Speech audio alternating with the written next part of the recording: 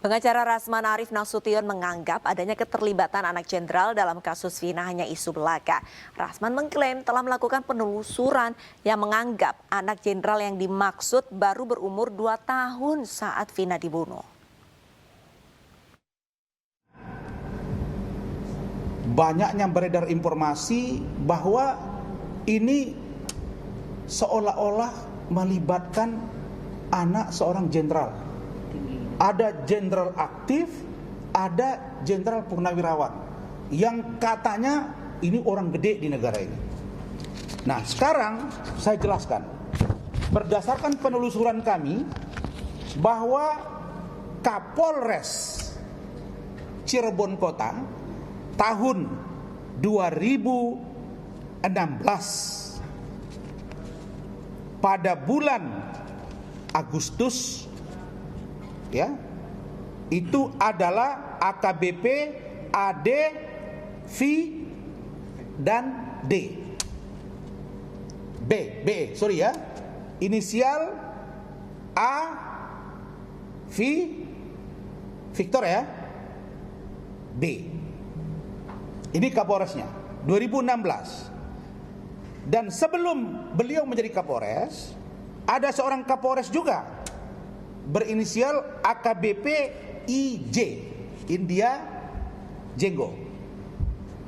Nah, kemudian kasus ini sama sekali tidak ditangani oleh Kapolres AKBP AVB.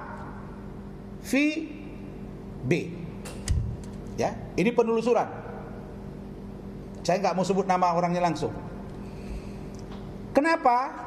Pertama, kasus ini sudah ditarik oleh Polda Jabar dan digelar di sana. Dan itu dibuktikan berdasarkan pengakuan dari Saudara Yosi bahwa ketika beliau terima kuasa, beliau dilibatkan langsung dalam gelar perkara itu. Kalau kita sebagai lawyer dilibatkan, artinya gelar perkara khusus dong. Tapi meskipun digelar secara khusus, Kapoldanya pada waktu itu Bapak Irjen Pol Purnawirawan Bapak Anton Carlyan. Beliau mengatakan pada waktu itu tidak ada hal yang menjadi sangat atensi publik sehingga harus turun tangan dengan sedemikian rupa seperti sekarang. Hanya berjalan normal, hanya saja kenapa ditarik dari Cirebon Kota ke Jawa Barat, Polda Jabar, karena salah satu korbannya adalah anak polisi, yaitu Bapak Rudiana. Jadi keluarga dari pihak pelaku dan yang lain-lain ketakutan, udah tarik aja ke Bandung, Polda Jabar. Itu dasarnya, bukan karena atensi publik atau ada kegaduhan di sana. Oke. Berikutnya ada yang menyebut ini anak jenderal itu, anak jenderal AVB. Di sini jelaskan kepada saya berdasarkan data, pada saat itu anak beliau baru berumur 2 tahun. Tidak mungkin dong anak 2 tahun ikut geng motor. Ini biar clear nih. Jadi kalau lawyer itu, praktisi hukum itu, kasihlah logika-logika hukum untuk memperbaiki dan membantu pihak penegak hukum. Pengadilan itu lancar-lancar aja loh, nggak ada masalah di pengadilan PN Kota Cirebon. Masalah itu terjadi waktu pertama sidang karena tertutup. Banyak masyarakat yang mau melihat siapa sih sebenarnya pembunuh-pembunuhnya itu kan. Muka-mukanya mereka mau lihat, tetapi mereka kecewa karena sidang tertutup. Makanya waktu itu saya langsung statement di media, Bang. Harus sidang terbuka karena ini kan kasus pembunuhan, harus terungkap jelas.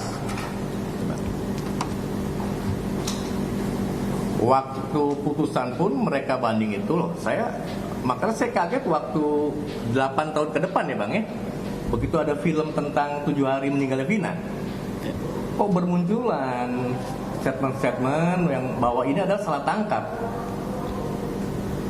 Saya sempat menelpon Ibu Titin, kalau salah tangkap gimana, saya bilang. Ini kan posisinya saat itu di 2016, kenapa Anda tidak upaya hukum? Kalau misalkan Anda upaya hukum, Anda lakukan, berarti upaya hukum itu kalah dong, ditolak dong kan?